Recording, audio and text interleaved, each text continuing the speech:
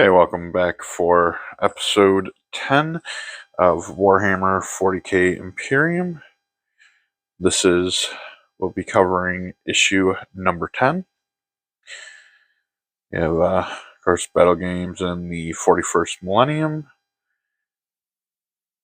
more Necron reinforcements, paint your new models, and a new playthrough. And in this issue, we actually got half of the Necron warriors and Canoptek Scarabs. It says you now have both sprues required to build your new Necron reinforcements. You need the build guide from issue 9 in order to build these models. When you have assembled your Necron warriors and Canoptek Scarabs, you will apply paint to them before taking the warriors to battle on the tabletop in a new and exciting playthrough. We have Ultramarines, weapons and Wargear names, tools of war, ranged weapons, Necron legions, Necron warriors and Canoptek Scarab swarms paint guide, and the Legion Assembles playthrough. And as it did come with the half of the Necron Legion that was built last week, there's nothing to show as they're already assembled.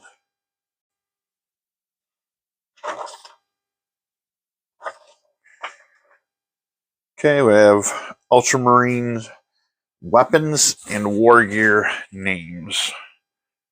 The Space Marines bear some of the most ancient and powerful weapons, armor, and tools of war known to humanity. Some of these items have been borne by the Adeptus Astartes great warriors, and their names have become stuff of legends throughout the Imperium. Wargear of the Ultramarines. In addition to their weapons, Space Marines are equipped with a wide variety of armor, shields, and other powerful wargear.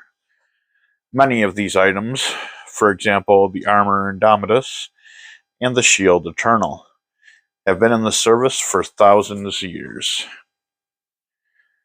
A chapter's armory contains a wide range of legendary wargear that has been borne by their greatest warriors. Use this chart to name the wargear used by your own Space Marines. And we have another D33 chart with a prefix and suffix for the weapons. We have Ward Eternal, Plate Imperialis, the Shield of Ultramar, Bastion of the Loyal, and a reminder on how to roll a D33 is you roll 2d6s and you half it. So 1s and 2s count as 1, 3 and 4 count as 2, and 5 and 6 count as 3.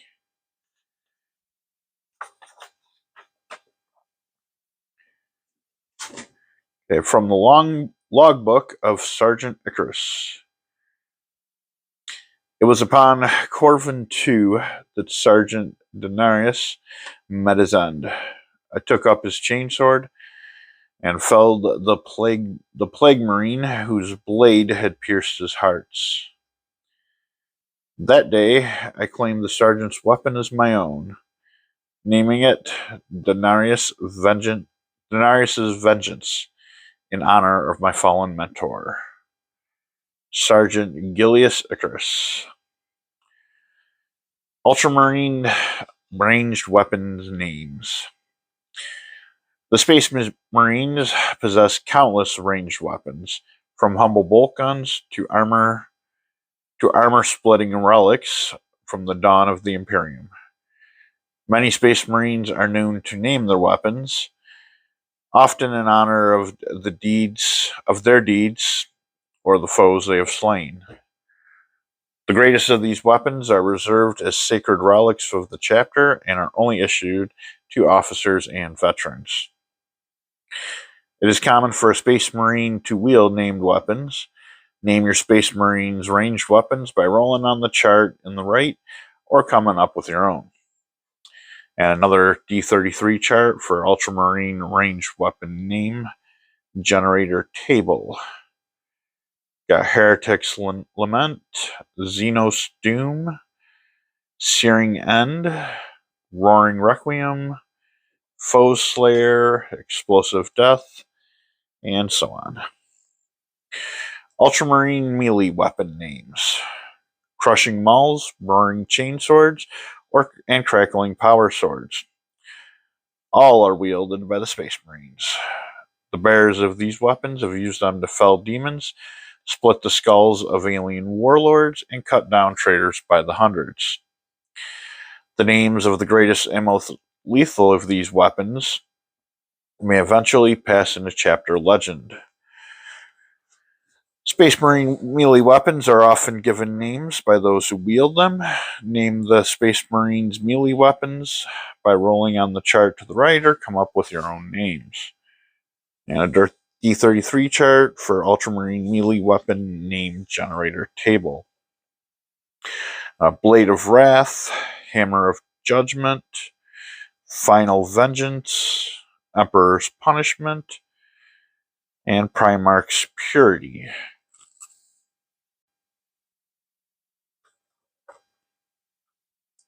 Tools of War, ranged weapons. The Space Marines must battle a variety of deadly foes, some of whom are so numerous and possess such incredible firepower that they cannot be engaged in with melee weapons alone. The chapter's armory contains many types of lethal ranged weapons. Some are designed for precision and accuracy, while others deliver the most devastating payloads imaginable. Bolt weapons. Bolt weapons are most commonly associated with the Adeptus Astartes. Bolt weapons may come in many shapes and sizes, from relatively light pistols to belt-fed heavy bolters. All bolt weapons fire explosive shells that are designed to detonate upon penetrating the armor or flesh of a target. Plasma weapons. Plasma weapons are energy weapons that fire pulses of superheated matter. Shots fired from the plasma weapons are as blindingly bright and searingly hot as solar flares. Plasma weapons can be supercharged before firing, increasing their lethality at the risk of overheating or wounding or killing the bearer. And here we have a plasma incinerator, and over here was a bolt rifle. Melta weapons. Melta weapons are designed for use against tanks, fortifications, and other heavily armed targets.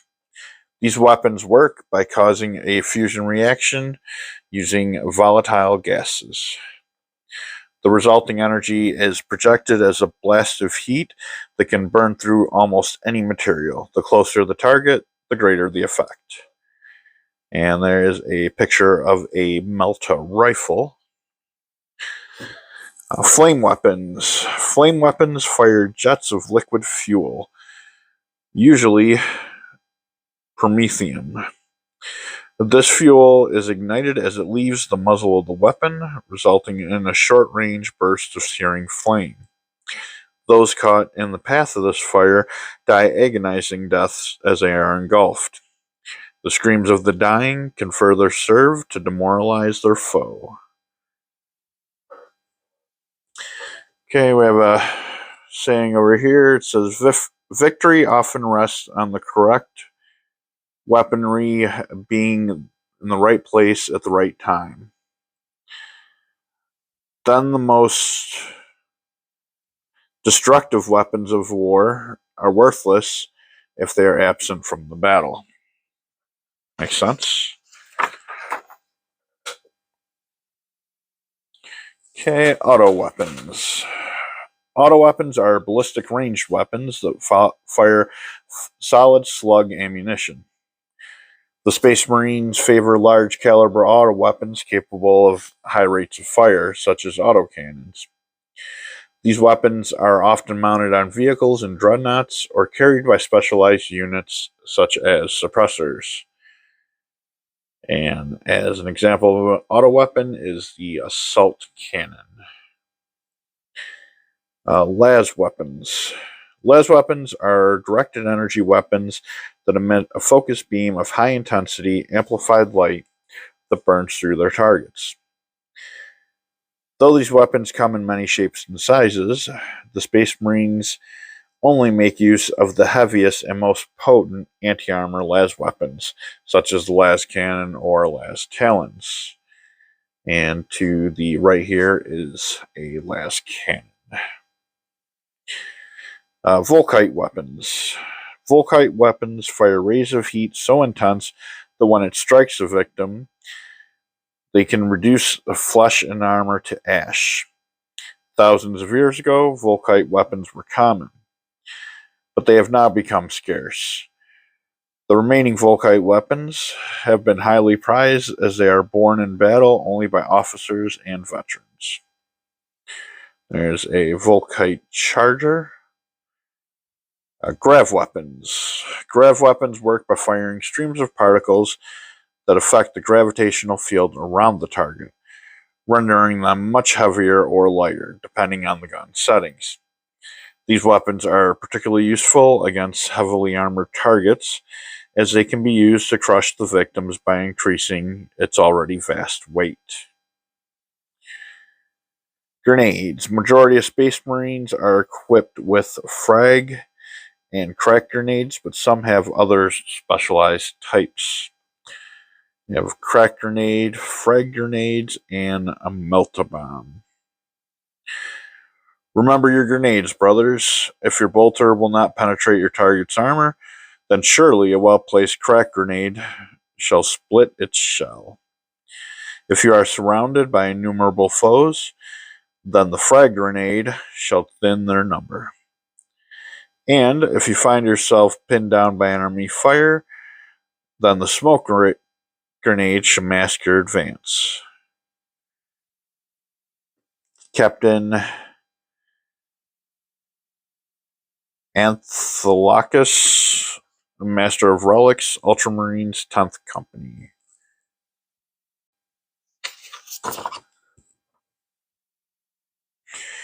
Necron Legions. Drawn from the lower levels of Necron society, and their vast and unrelenting legions. Formed of several different types of Necrons, the legions are the core of the Necron armies. It is beneath their grinding advance that the Necron's mortal foes shall fall. The phalanxes that comprise of the bulk of the Necron armies are made up of several types of android, including soulless Necron warriors, elite immortals, Deathmark sharpshooters, and flying tomb blades. A Necron legion is formed of 2 cohorts, each of which is divided into 5 phalanxes of 10 Necrons.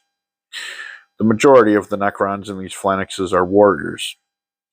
Often, a Necron noble will supplement his warriors with more powerful specialized units. From phalanxes of tough elite and tactically independent immortals to Deathmark assassin snipers and hunting swarms of tomb blade attack speeders. Necron dynasties can draw upon a range of specialists to assist them and give their legions the edge in battle. On the battlefield, warriors utilize their resilience and firepower to hold enemy position. Either atomizing them where they stand, or merely by turning back repeated assaults and wearing the foe down. Meanwhile, phalanxes of immortals, Deathmarks, tomb blades, and other elite units may draw upon their own battlefield experience to outflank and destroy the exhausted foe. Few enemies can stand before the combined might of a full Necron legion. The Necron legions descend descend on an unsuspecting world, and begin their unrelenting assault. The Legions. Immortals.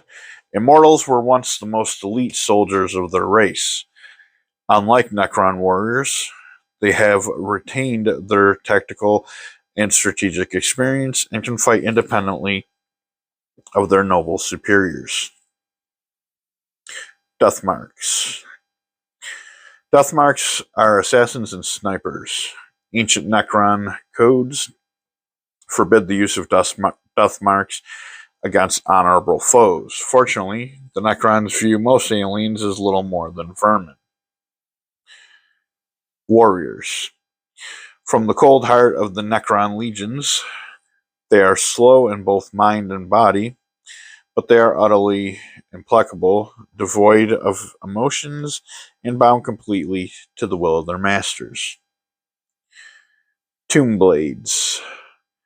Tombblades are Necrons hardwired into swift speeders. They fly in unpredictable corkscrew patterns that make them difficult to shoot down as they strafe the enemy with devastating firepower.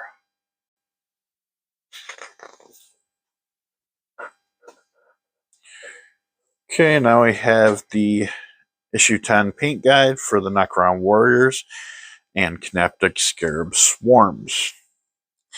This guide will show you how to apply the first colors to your Necron Warriors and Scarabs. Set up your painting area and make sure you have all your brushes and equipment at hand. You'll begin by undercoating all your Necron Warriors and Scarabs with Runelord Brass. You'll need to apply 3 coats of paint to each of the models. Let each coat dry before starting to apply the next. And we have 1. Thin your paint so that it is roughly 4 parts paint to 1 part water. This will help it flow into the recesses of the gun and the bodies of the Necron warriors. 2. Make sure the paint flows into the recesses on top of the scarabs. Hold the models at the base whilst you paint the upper sections of the scarabs. 3. When you have painted the carapaces with 3 coats of paint and allow the models to dry, pop the scarabs off and paint the undersides. Finished models. When you have finished painting all 10 warriors and 3 scarabs, set them aside and allow them to dry before you move on. These models have a lot of recesses on them, so make sure you have painted everything. Okay, and I am going to grab my Necron models and set up my painting area. Okay, my painting area is set up, and I have all my primed Necrons ready to go. Set these off to the side here. Now, one thing I did go out and get off of Amazon was I did get an actual wet palette as opposed to just using my homemade one here. So I got this from Army Painter. It was about 21 bucks, and the way it works is you got your first lid here with it's got trays for your brushes. I'll tell you, if you do plan on getting this one and you are going to use the Citadel brushes that come with it, you are going to have to chop the end of that off so it will fit in the tray. Otherwise, it'll be about ½ an inch too long. Okay, and then you take this tray up here, and what you have is a foam insert here to hold the water, and then you get these sheets to put on over top of it. It's pretty much like the parchment paper I have been using.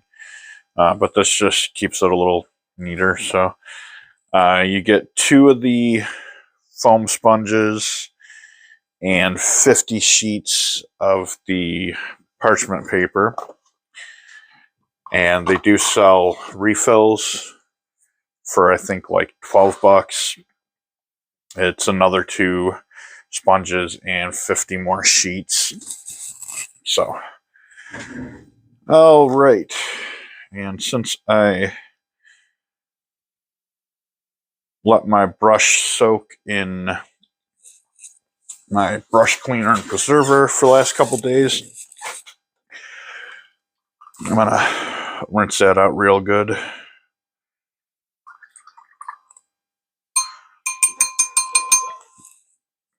Okay.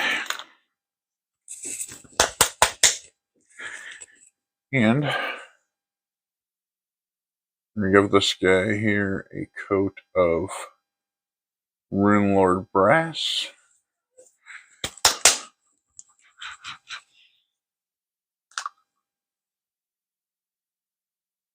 And then once I do that, I'm gonna go do the other 10 or the other 9.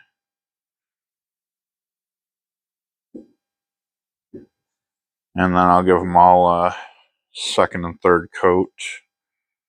I'll move on to the Canoptek Scarabs. Okay.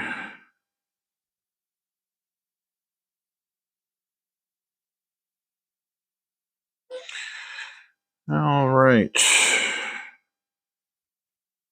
Yeah, just start with the body here.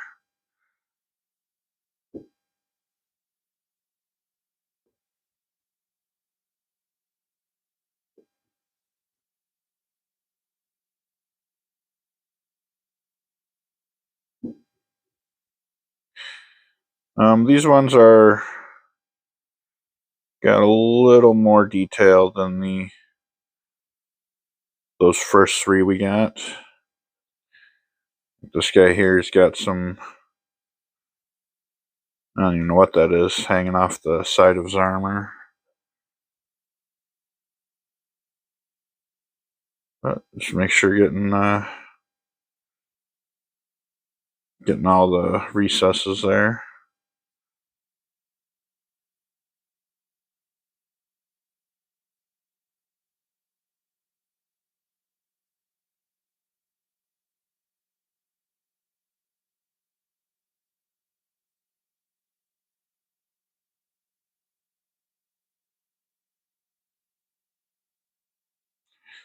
Yeah, let's speed this up.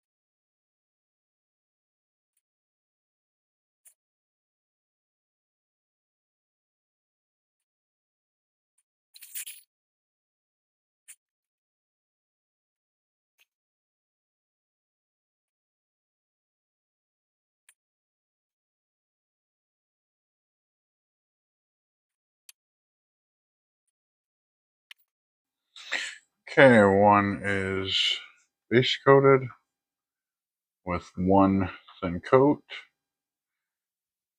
I'll go ahead and I will do the other 10, do all 3 coats, and then I'll be back for the Scarabs. Okay, got 3 base coats on the Necron Warriors. Okay, I'll set these guys off to the side. Now get to the Scarabs.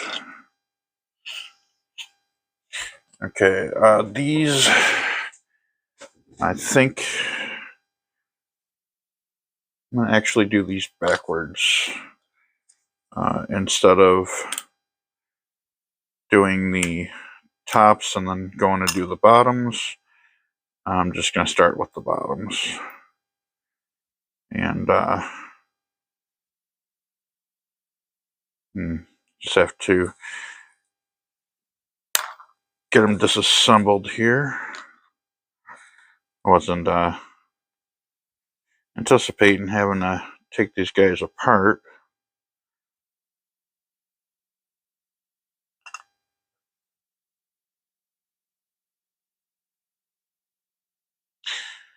But, you know, because the rocks are going to have to be painted as well. And it's going to be a big pain, so. All right. There it comes.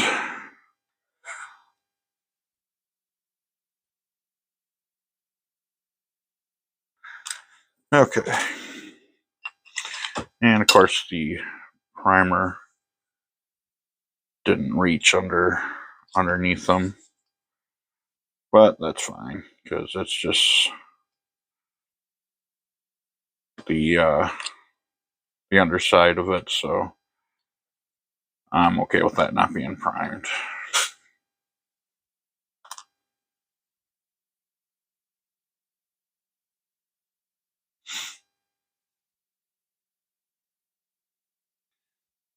So let's go.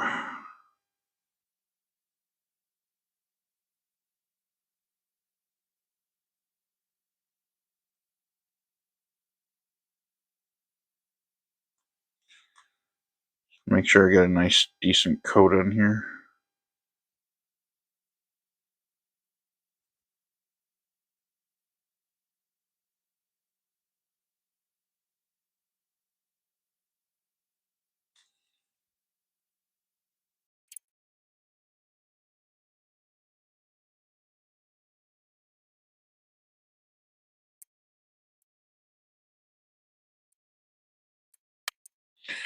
Okay, the base coat has been completed on the Scarabs.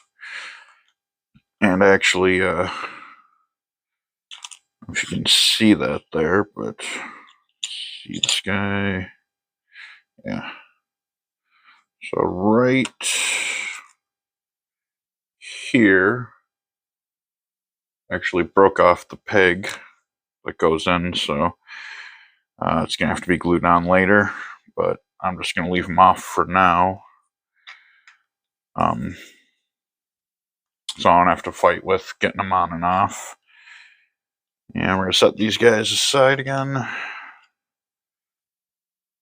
Get my water out of there. Got fresh water because we are changing colors.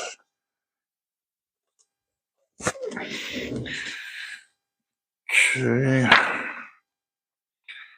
Now we are going to the Corax White. And I just got one of the pages wet here. Okay.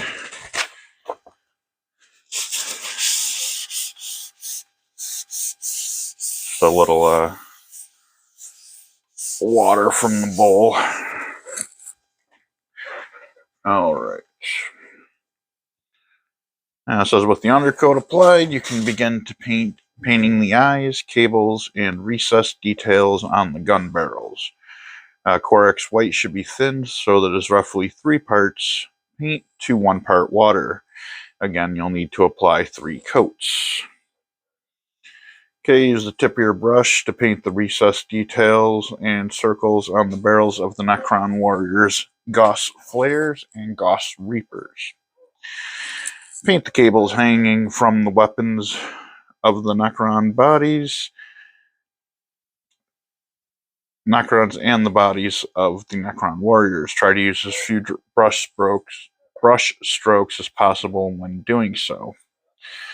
Draw the brush towards yourself to paint the eyes, rotate the model, in paint from the side. Some models may have battle damage that you need to paint too.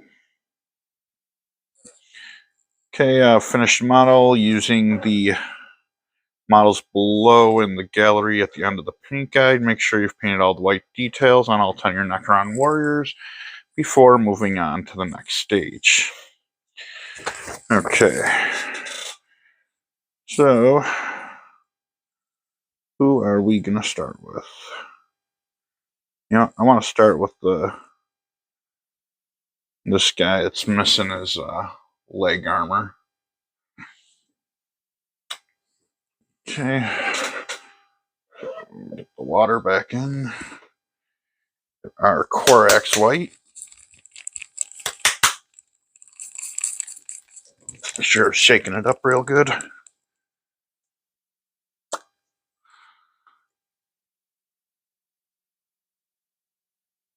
Okay, and we want to do a 3-to-1 ratio here.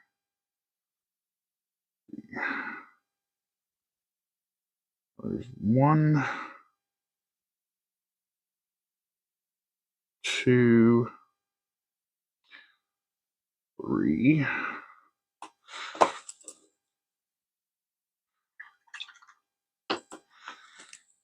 And get a little water in there.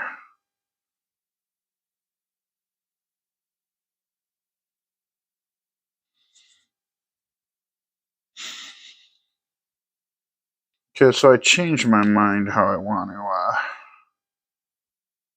handle the Necron warriors.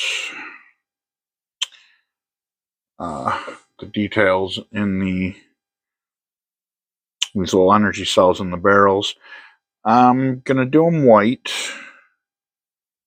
And then I come back to do the black on the barrel. I'm going to try to do kind of almost like a dry brushing technique. And because I noticed when I was painting the barrels with the Rune Lord brass, as I was going over it, it wasn't going into the recesses. So we'll see if I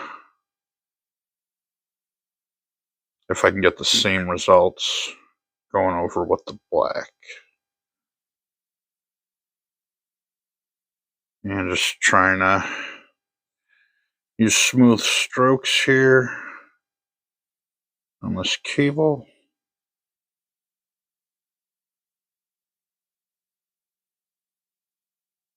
Some of them are going to be a little rough there, hard to get to. Got some on the gun, but that's okay because that will be painted over black. I'm not too worried about that at this point.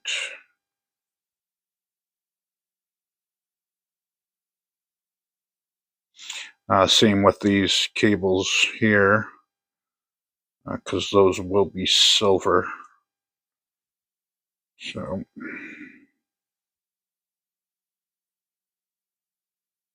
there's a separation in the cable there, coming from the wire to the barrel. I'm thinking that's going to be silver, so I'm not going to mess with that either.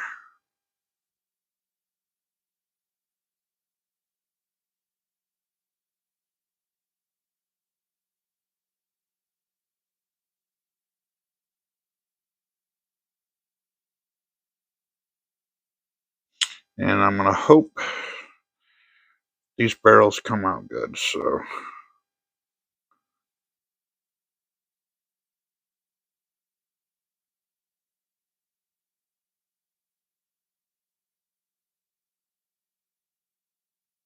like I said, I'll basically be doing a black dry brush over it.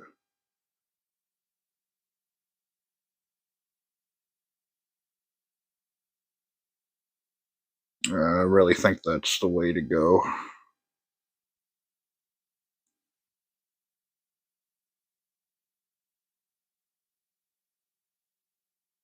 Might be a little difficult getting the tops of these barrels.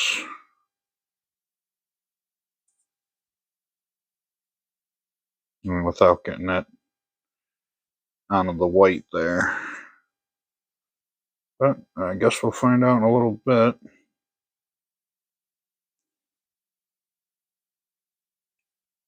Okay. And oh, got some white on his leg there. Oh well. Okay, let's see if I can get these eyes.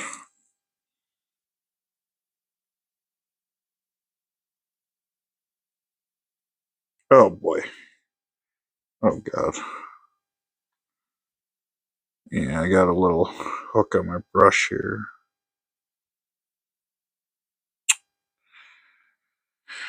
Well, that's not good.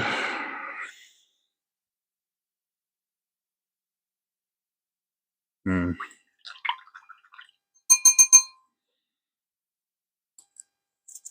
Okay, let's see if I can pull some of that paint out.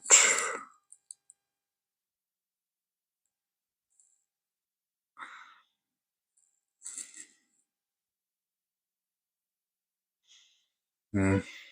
I might just have to.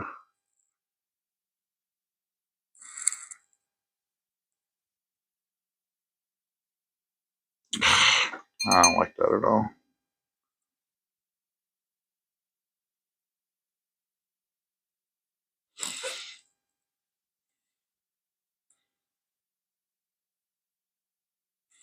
Yeah, he's gonna have to be touched up.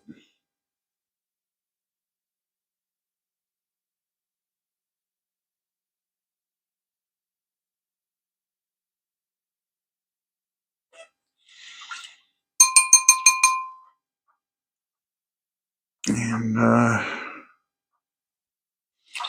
yeah, I'm just gonna leave him. Get back in there with that.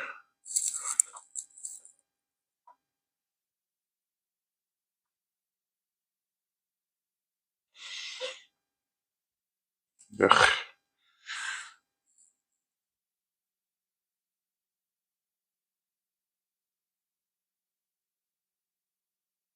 Alright, I'm gonna have to get my detail brush out for that. So I'm gonna go ahead and do all these guys up, do the 3 coats, and then come back. Okay, the white detail has been added. The eyes didn't come out as well as I liked, but that's what I got right there. So now, moving on to the Scarabs. Okay, we're going to start with Corax White. It says you will now apply Corax White to the Synaptic Scarabs with the Necron Warriors, included with the Necron Warriors. Okay, we have step 1. Paint the orbs and the eyes. Paint the recesses around the eyes, as well as you will be applying more paint to these areas later in order to give them a glow effect.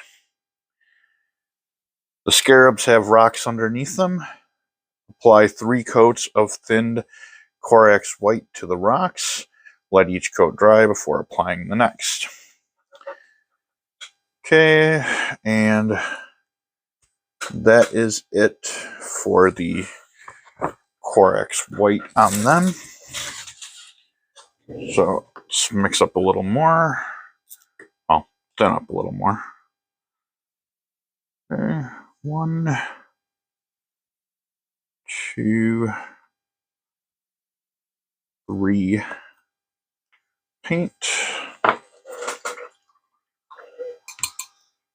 And a drop of water.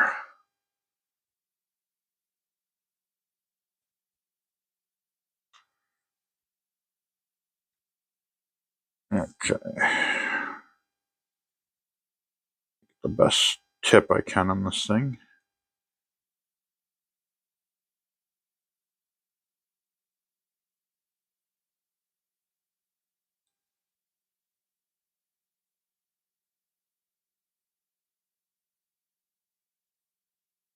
Now with the orb,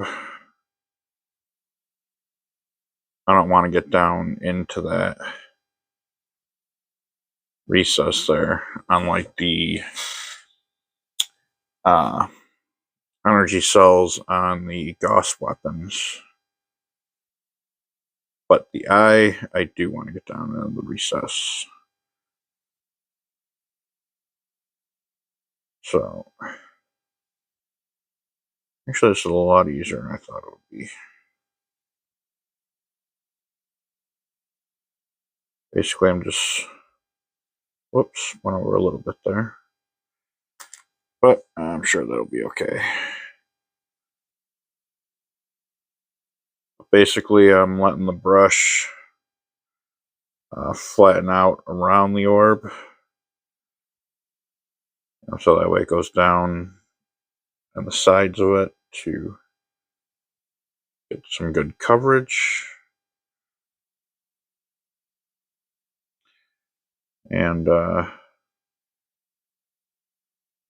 think for the eyes, I'm going to need a finer brush. So I've got my detail brush here, which is a 4-0.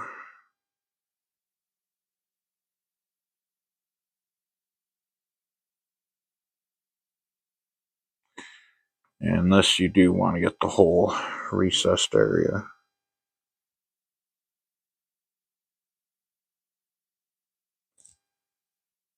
So as I said, later on, that's going to be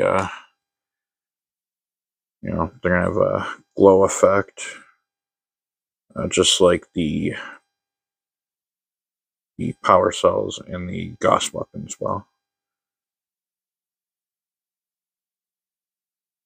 And I'm assuming the eyes of the Necron warriors too. So, which is another reason I'm not really too going too crazy about their eyes, because the way I see it, when you do the glow, it should just look like it's just reflecting the glow off the armor.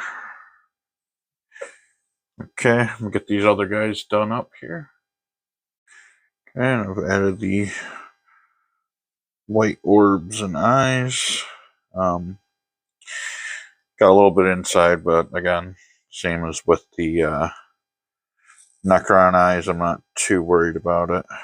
And if it's something that needs to be touched up, I'll touch it up. But in the meantime, I'm not going to mess with it. Okay, now, next we'll be using Abaddon Black. It says you will use Abaddon Black paint to paint the mandibles and the claws of the Canoptek Scarabs. It says paint the claws and vents. Avoid areas near the orbs, as you'll be applying another color there later. Paint the pegs to secure the base or the models to the base. Okay, finished model. Check your Scarab swarms and make sure you've painted everything, and remember to paint the underside of the legs as well. When you are happy, set the model aside and move on. Okay, so got the Abaddon Black here. And I have changed my water yet again.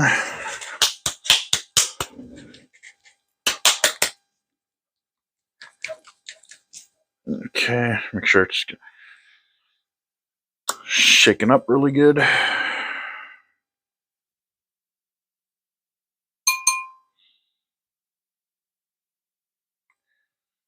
All right.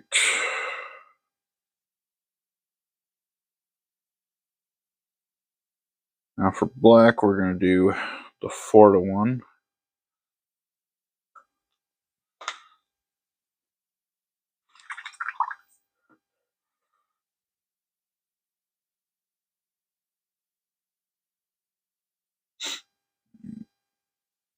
There we we go.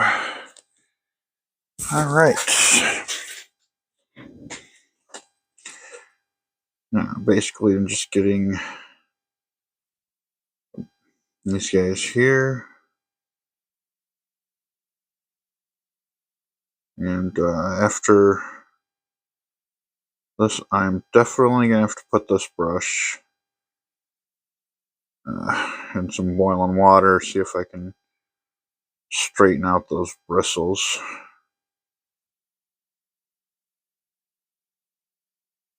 This is just not very good. But that's why I got the smaller brush for details, which I'm probably going to have to use on the vents here. At least on the smaller ones.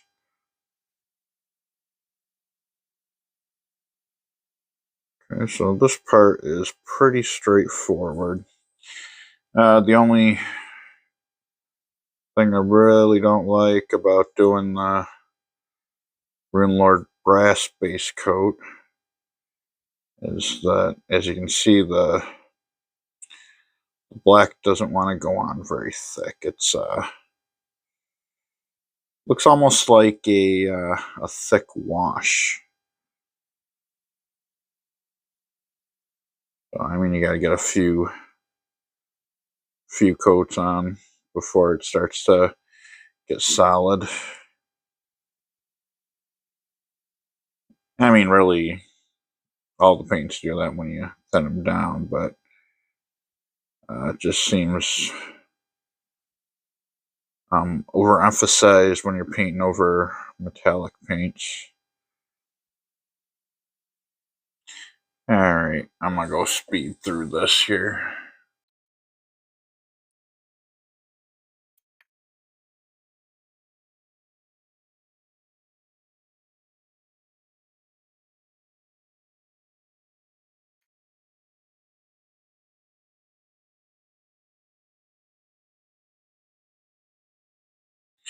Now you can see what I mean there with the black, how thin it looks.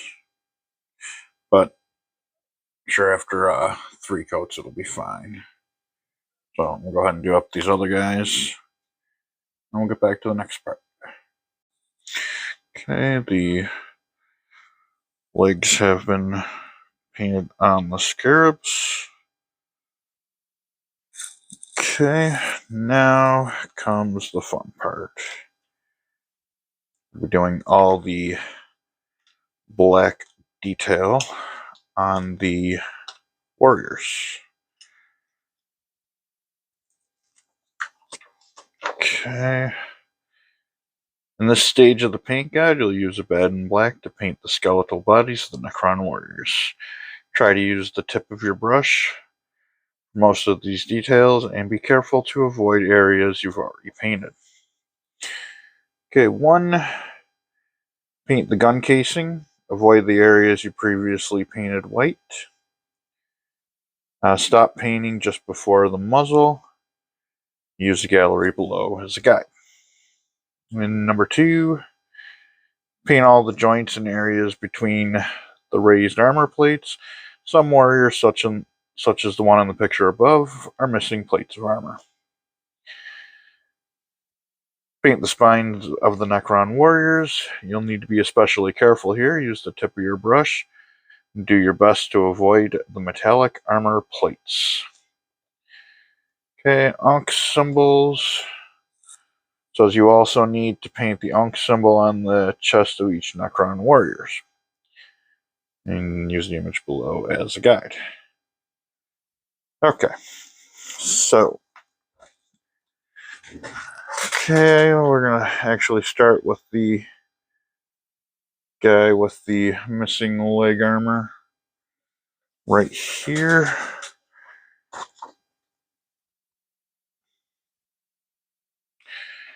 And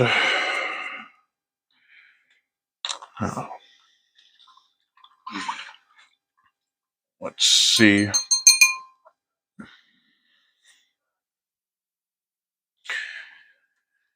I can get this gun looking good here.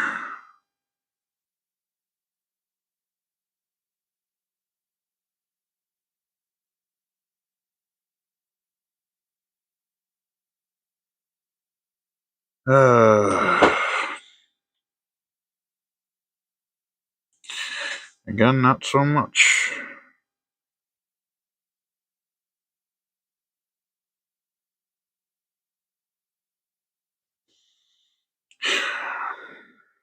That really annoys me.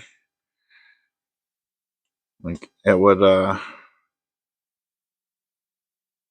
I was painting it with the Runelord brass, it was going right over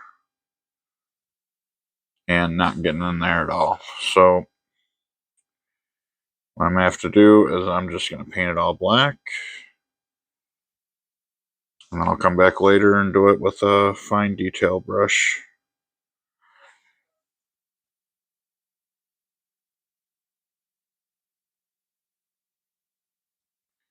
So, it's a little disappointing. But, what are you going to do? Well, what I'm going to do, I'm going to go ahead and speed this up and get these, after that, get the rest of them painted.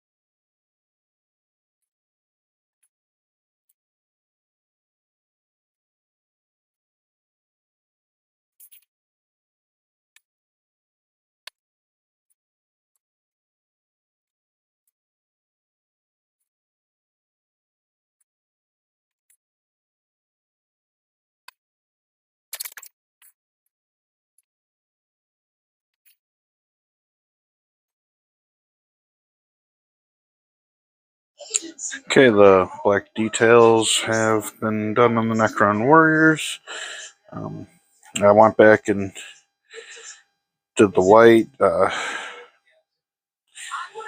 Came out better than before. I used a 05 detail brush. Still not too happy with it, but I'm just going to wait until the end and touch up anything. I also had to remove the chest and arms so I could get the pelvis and spine, and I also took the head off so you can get the neck there. So I got all that done. Got put the white back on. Now we're gonna move on to lead belcher.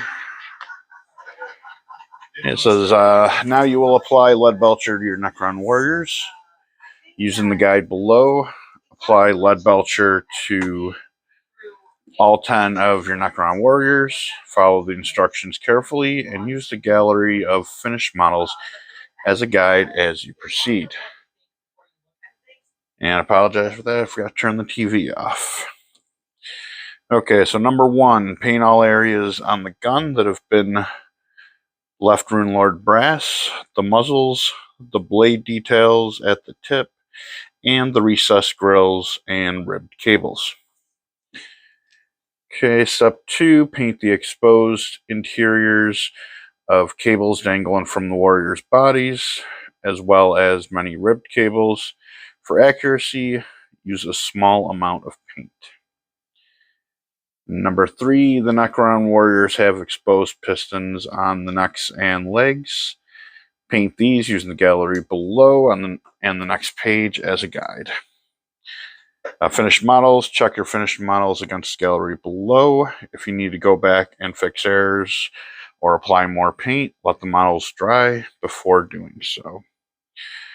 Okay, so yeah, now you might have noticed this guy here. It's got a little bit of a gap there. That's because when I put them back together, I put it on just tight enough to hold it together because I knew going forward I was going to be disassembling them again. So what I do is I just hold right here and just gently push on the back.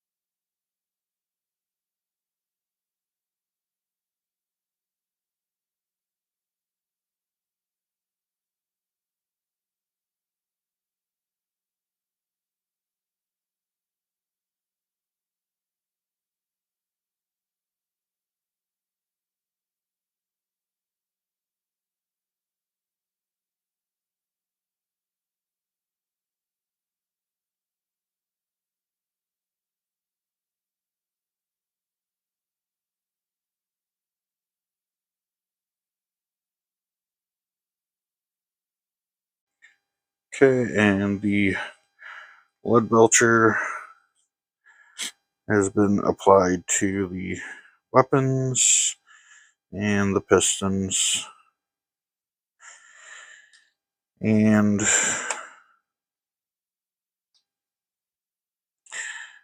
the cords on the Necron's intestines. This guy, when I was disassembling them to, get the spine and all that, I was planning on painting them all as one piece, so I really didn't think about disassembling them. And when I did the inside the shoulder joints there, I just pretty much jabbed the brush in there. And when I was removing the arms on this guy, some paint got into the connection there between the body and the arm, and the tab that holds it in broke. So at the end, I'm going to have to just glue that on. But that is the end of the painting for this issue. Let's get these guys out of the way. Okay. And that was, technically, that was like 2 weeks of painting there, because they came 5 in each issue. Okay. So, done that. We have our final gallery here. 5 Necron Warriors with Ghost Flayers, 5 with Ghost Reapers, and the Canoptek Scarab Swarms. Okay, now we can get into this week's playthrough. And this is the Legion Assembles. Slowly and inexorably, the Necrons of Magaria have begun to rise from their crypts. Phalanxes of Necron warriors lead the resurgence, driving them towards the surface. Okay, mission briefing. The battle for the Necron Labyrinth Slayer has become a grinding campaign of attrition. Necrons have detected the presence of Imperial vessels in the Magarian orbit. If they are to stop the coming invasion in its tracks, they must first break out of their repair facility and prepare positions on the moon's surface. And Necron warriors lead the breakout. Impelled by the commands of their overlord, 2 units of Necron warriors seek to clear a path to Magaria's surface and repel the oncoming assault. Assault intercessors hold them back. A trio of assault intercessors find themselves caught in the path of the Necron advance. Outnumbered, they must do what they can to help the Necrons. And set up, lay out their large battle mat, gather your dice, range ruler, and wound markers. Set your models on the objective shown. Models in each unit must be set up in unit coherency. See below. Necron warriors cannot be placed more than 5 inches from the edge of the mat. Choose who will be the Necron player and who will be the Space Marine player. And unit coherency is all models must be within 2 inches of another model.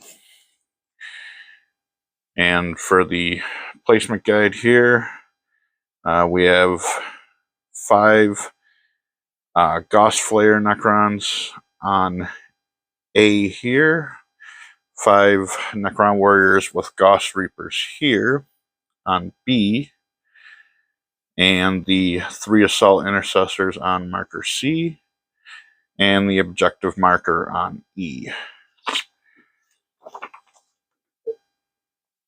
Okay, it says using units. Models move and fight in units. A unit can have one or more models from a single data sheet. This explains how units function during a game. Unit coherency. Units must be set up and remain in a single group, with all models within 2 inches of at least one other unit.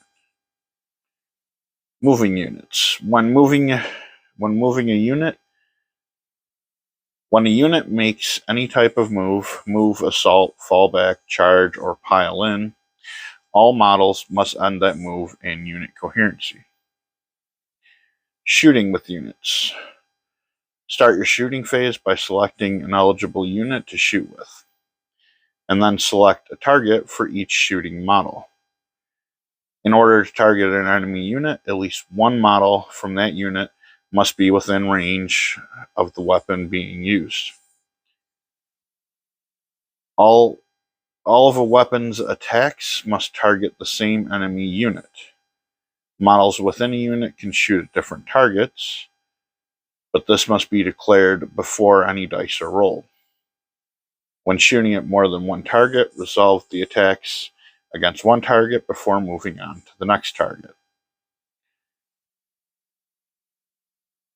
Okay, charging with units.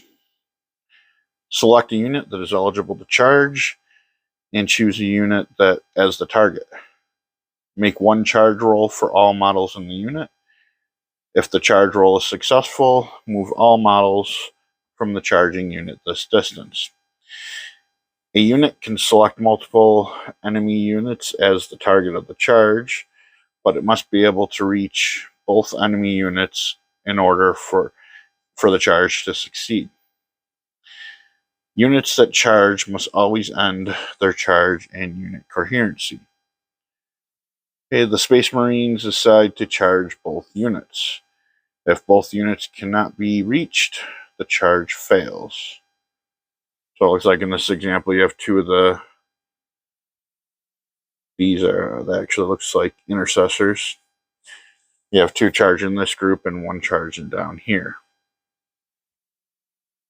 But they would still have to end in coherency, so as long as they're within 2 inches, they're good.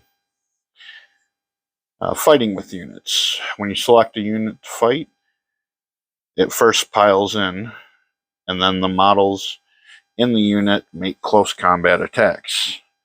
When a unit piles in, you can move each model up to 3 inches.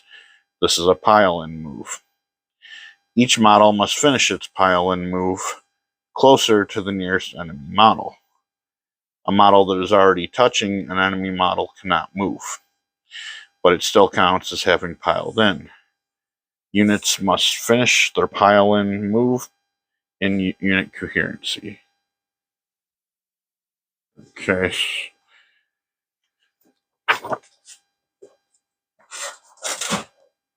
Alright, in our data sheets, the following section contains unit data sheets you need in order to follow this issue's playthrough. We have Assault Intercessors and Necron Warriors.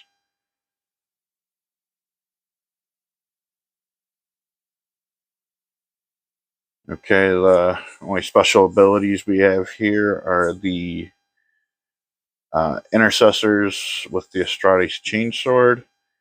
When the bear fights, it makes one additional attack with this weapon.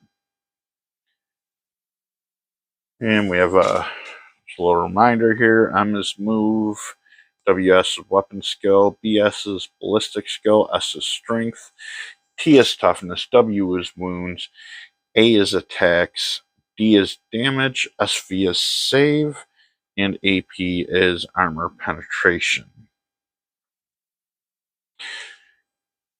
Okay, rules reference. This attack contains all the rules you'll need in order to follow each stage of the game. You'll need to have this section to hand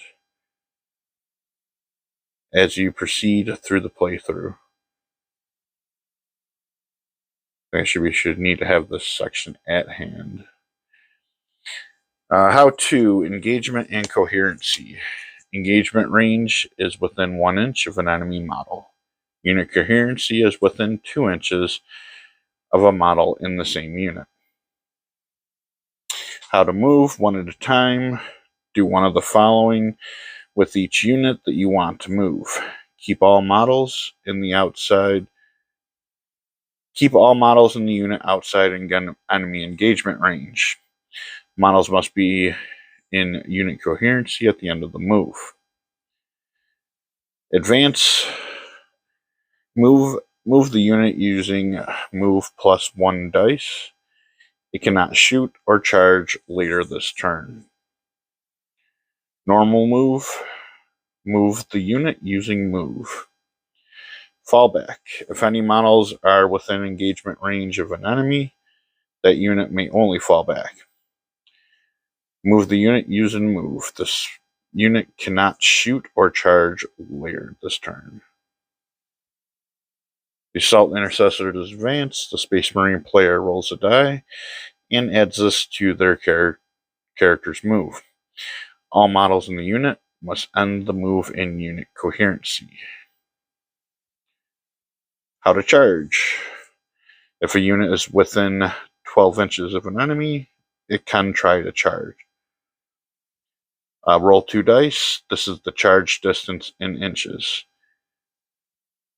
If this distance will get the model from the charging unit within engagement range of the enemy, the charge is successful.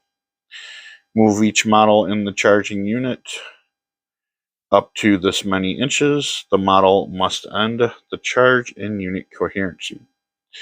If not, the charge has failed. Do not move the charging unit.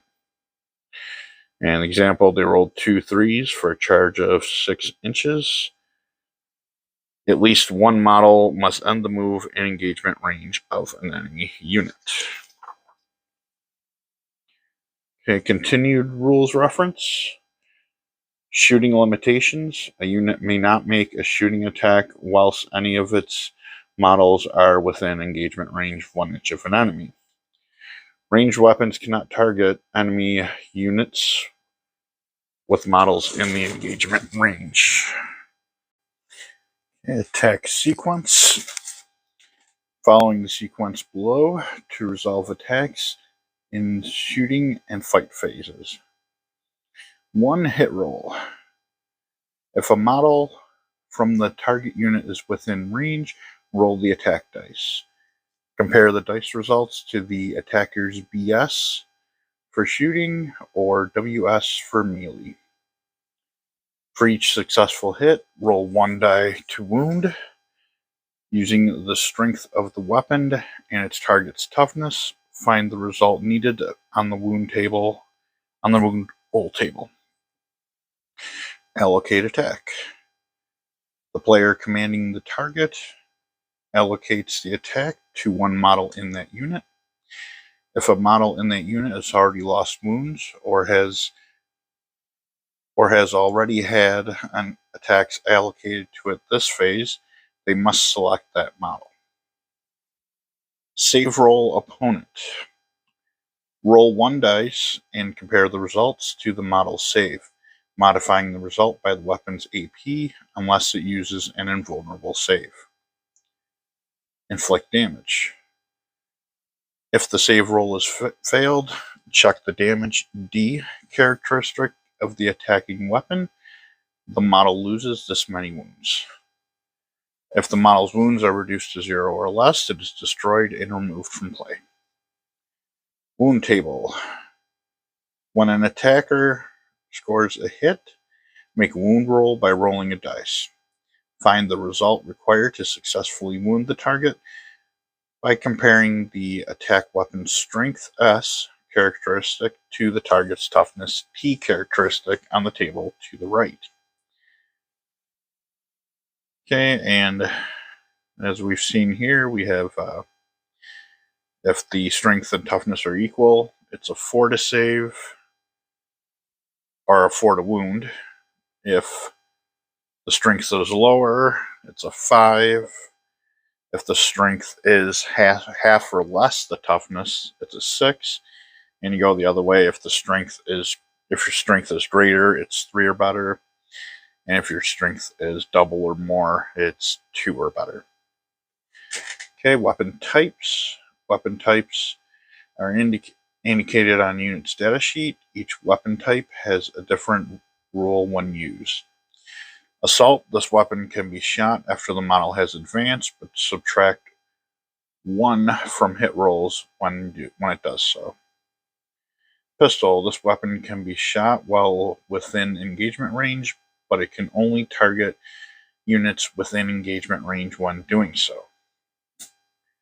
Rapid fire, double the attacks if the target is within half range. Melee, this weapon can only be used in the fight phase and within engagement range 1 inch of an enemy model. Close combat weapon. Units without melee weapons can use the following weapon to fight.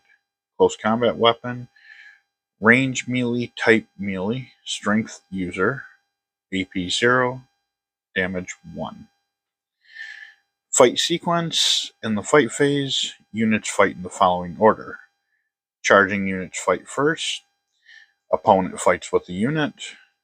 Players whose turn it is fights with the unit. Okay, now see, it doesn't show the weapon types here.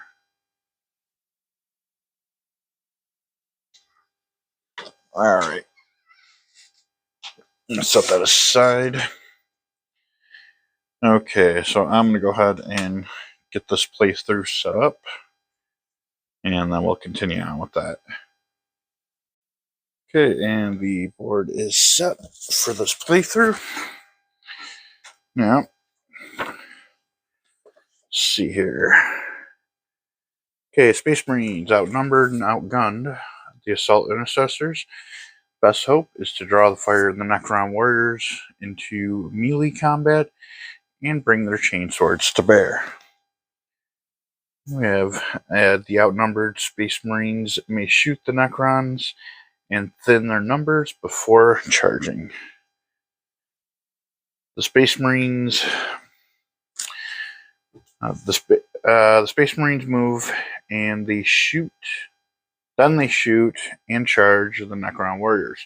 Following the playthrough, use the examples at the bottom of the page if you need help. Move. The Assault Intercessors move to block the Necron's path. Move using the How to Move rules in the reference section. And the unit must end within coherency, model within 2 inches of another model. Okay, and down on the example, they all move towards the first group here. Okay, so we are going to follow that example. And their move is 6 inches. So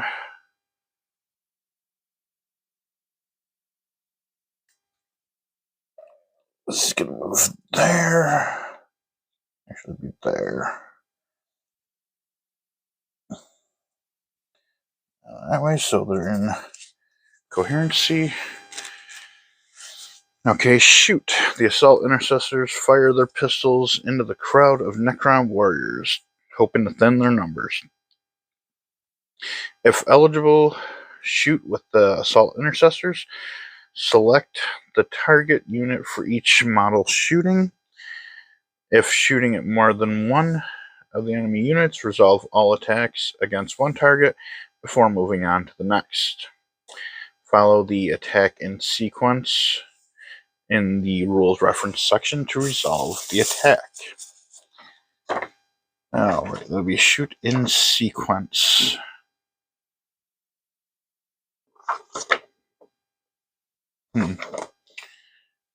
Alright, so okay, their weapon, the heavy bolt pistol with a range of 18 inches. Okay, and their ballistic skill is 3 or better. And they get 2 attacks. So, First one's going to attack this one. Second one's going to attack this one. Third one's going to attack this one. Okay, he got a 5. Now, roll to wound. And the toughness of the warriors is 4. Strength is 4 of the intercessor, so it's equal, so it's a 4 or better. No wound. Okay, next attack. Oof. 2 misses. Third attack. 1 hit. No wound. Okay, so much for that. The whole thinning the numbers. Okay, next would be charge. It says the assault intercessors charge towards the Necron warriors. Chain swords raised for the kill. Use the how to charge rules in the reference section. Units must end in coherency. Models within 2 inches of another model. If charging multiple enemy units, models from the charging unit must be able to reach the model in the enemy unit, or the charge fails. And how to use printed terrain. The mat has images of terrain models that come with the later issues of Imperium. The images do not affect games. Ignore them when moving your models. Okay, so they're going to charge in. Okay, so they got a 6 plus 5, so they have 11, so that's plenty of room. So what we're going to do here is you go for this one. We're going to go to this one and that one. They're all choosing separate targets.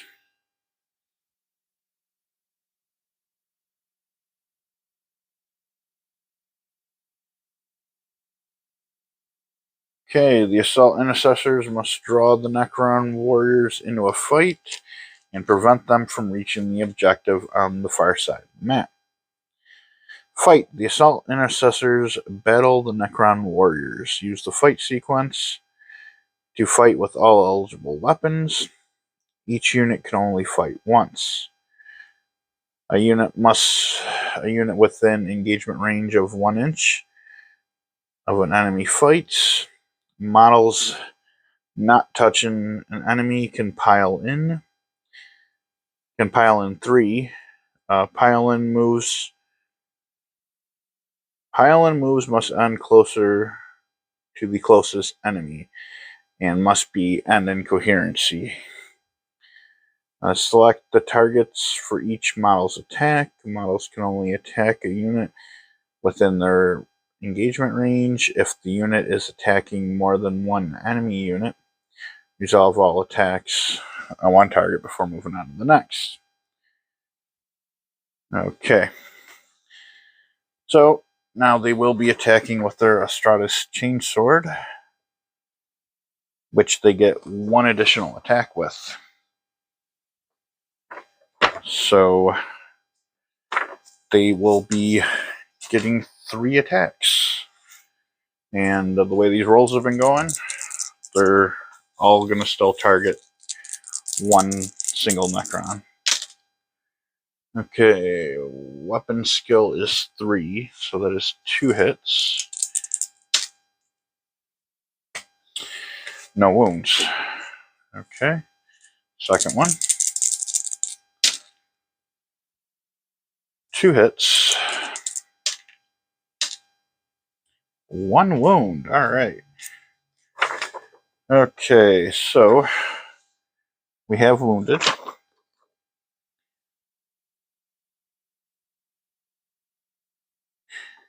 And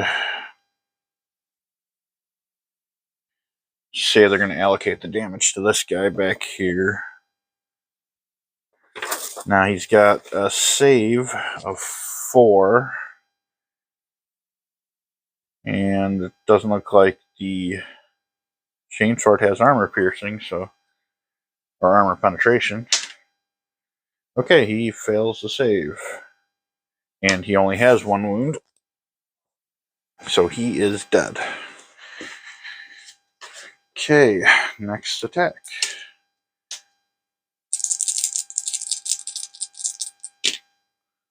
Alright, 2 hits. 2 wounds. And 2 saves. Awesome. Okay.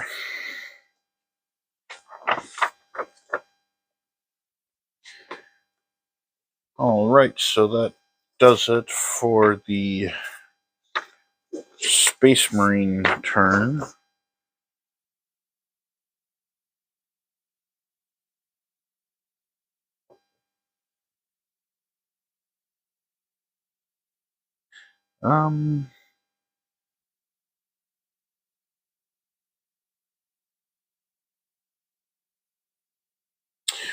Or was that just the charge?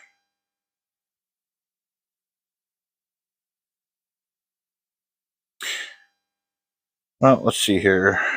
The first assault intercessor piles in 3 inches, moving closer to the enemy. The next assault piles in 3 inches. The assault intercessor each make 3 attacks thanks to their Astrates chainsword. The assault intercessors resolve their attacks. 2 Necrons are destroyed. The Necron warriors choose not to pile in on the assault intercessors. The Necron warrior that is within engagement range resolves its attack. The Necron intercessors do not lose any wounds. Okay, so they're all going to get to swing back. And see, there's 3 of them in engagement range.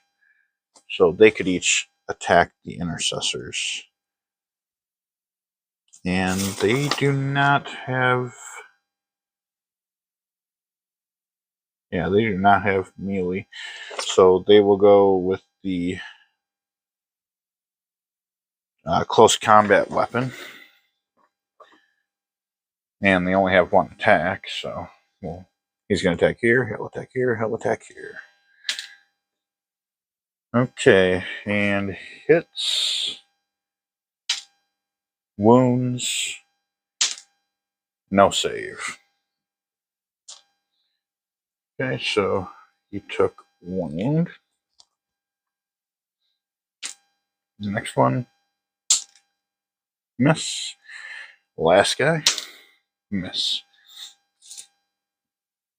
Okay. So now we move on to the Necron's turn. Resilient as they are, the Necron warriors are no match for the Space Marines in melee. As one unit battles the Space Marine, the others head towards the objective. The Necrons are outmatched in melee combat. They must hope that their superior numbers and greater firepower allow them the time to reach their objective. Move. The Necron warriors attempt to move towards their objective. Okay, they have a move of 5 inches. So they are going to move 5 inches towards the objective.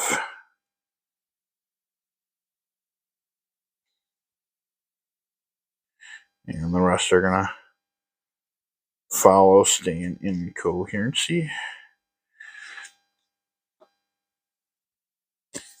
Okay, the Necron warriors shoot at the assault intercessors 1 at a time. Shoot with eligible unit.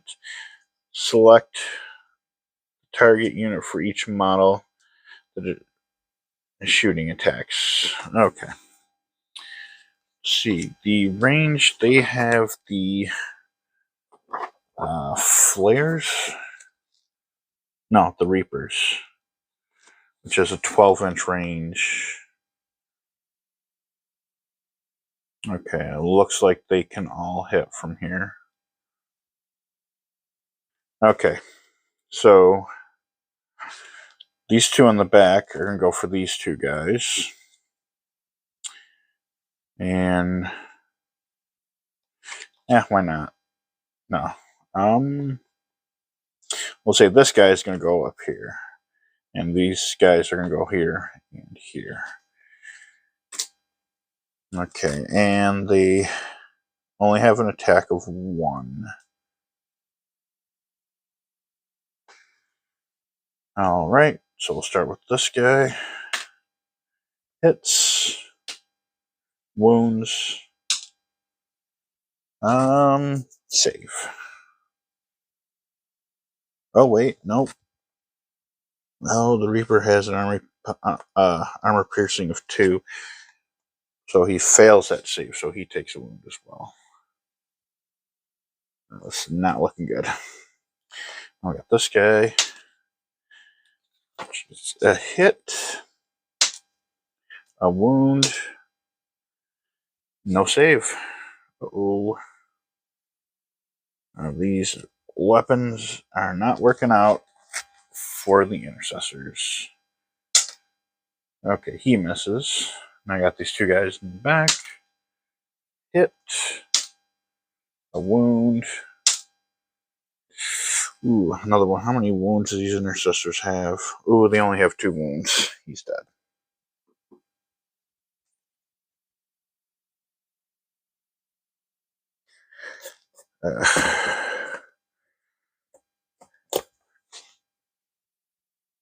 I'll get it later. Okay, the other one. And that was a hit. And no wound. Okay, so it just deflected off the intercessor's armor. Okay. Now let's see here. Oh, we still got these two guys here. Hit. Wound. Saved. 3. Yes, hit. No wound. Okay, so nothing happened in that exchange. Okay, charge. The Necron warriors charge the assault intercessors. So it. Alright. 6 plus 4 is 10. That would put them in engagement range. Actually, 10's right there.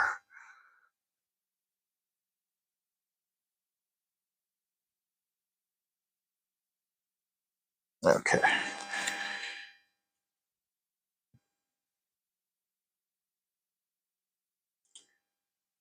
Okay, and now they fight. Yeah, I don't think those guys in the back can. Yeah, they're almost 2 inches away, so it's only going to be those 3. Can he hit that guy up there?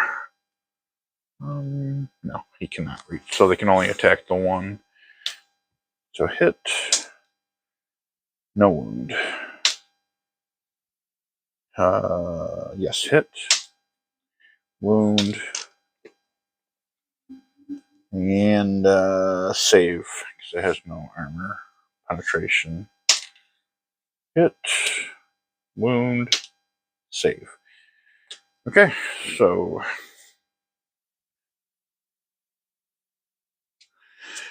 okay, and Space Marine turn 2.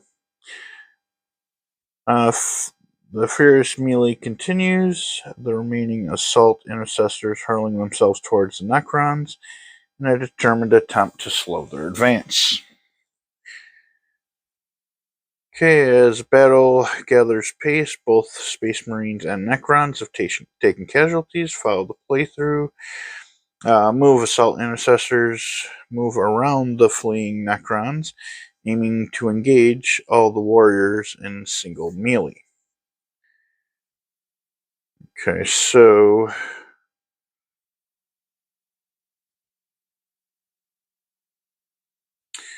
let me see. But they really don't even need to move.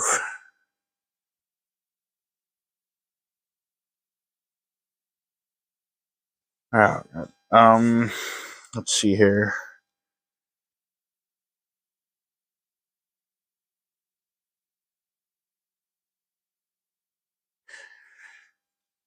Okay, so the win conditions are that if the Necrons, if one of them is touching the objective by the end of turn 4, and the Space Marine would obviously be if they kill all the Necrons. Okay, so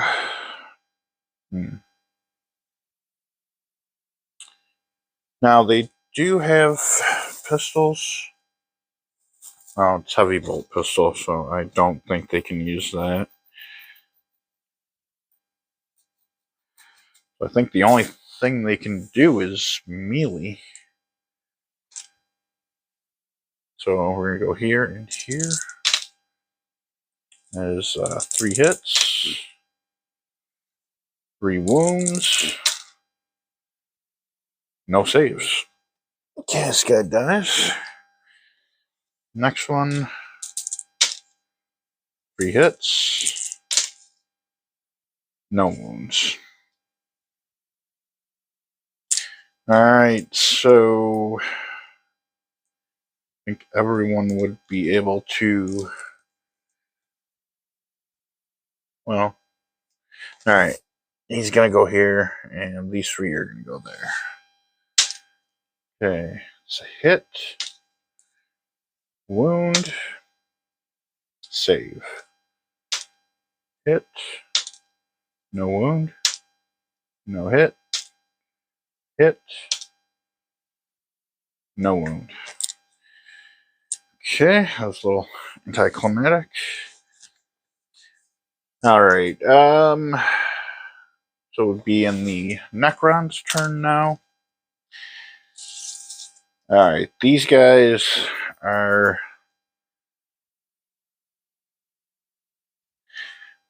these 2 on the back are just going to try and break off and make it to the checkpoint. So they're gonna advance. Okay, they get 10 inches. So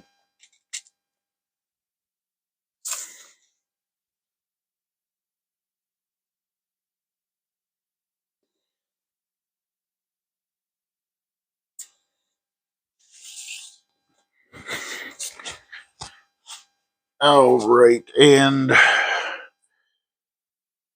far as the move goes, move here, move here. The plan is just to surround them and keep them busy while these guys make it to the objective. Alright, and everyone, see.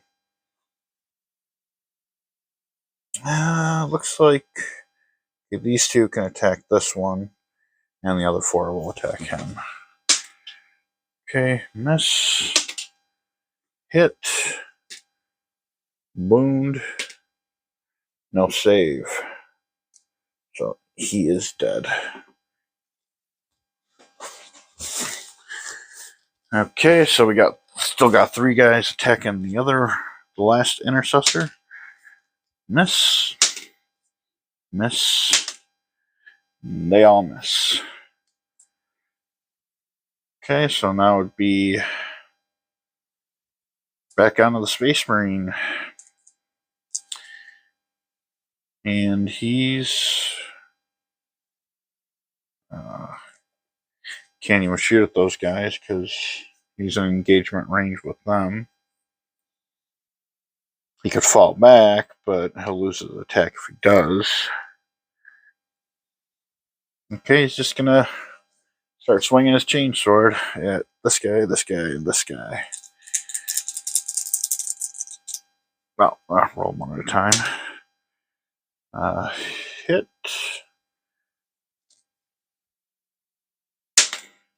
No wound. Miss. Hit. No wound. Oh, that's awesome. Okay. Guys are going to advance again. Ooh. Yeah, it's plenty enough. They make it to the objective. This guy's going to close in. Now we got 6 on 1. Hit. Wound. No save. And he already had wounds, so he is dead as well. Okay, so the Necrons win this scenario.